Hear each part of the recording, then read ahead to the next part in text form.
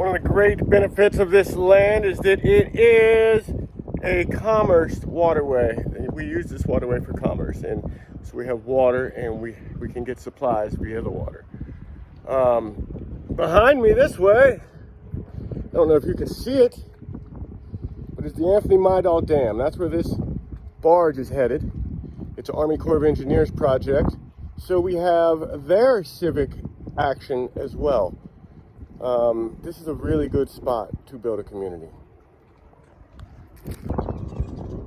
We have this dairy bar that makes unbelievably high quality food for the size of the facility and would be able to prepare any food we grew or harvested or hunted.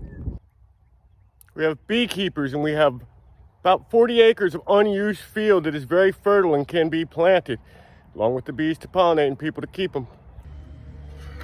Behind me you have Shiloh's U.S. Post Office, which also functions as town hall and the meeting spot for the city government, which we have built since we came here, and it is a functional city government.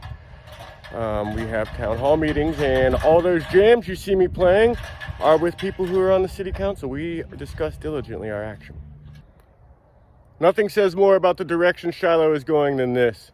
This is the home of Steve and his family, and they came here about 5 years ago. This was a completely abandoned property. They lived in a motorhome, restored the entire property, and now it is immaculately beautiful. And the people of the town are taking the hint, and everyone's doing it. And that brings me to this. This is the property that I believe is the linchpin of Chilo. It's 3.1 acres with about 1,000 yards of riverfront.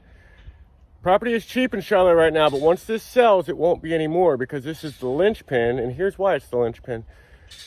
Half of it is governed by Chilo. It sits in the village of Chilo. Half of it is county land, so it is not governed by Chilo. This is where the transition happens, right on this property. It's already divided into, it's actually altogether 6.2 acres, divided into 13 parcels. There's 2 pre-existing structures. Having the pre-existing structures get you grandfathered in, where you can build a house on that foundation without having to do the 8-foot pillars that you have to do. You have to rise the house 8 feet for a new build, but if you're grandfathered in, you don't have to.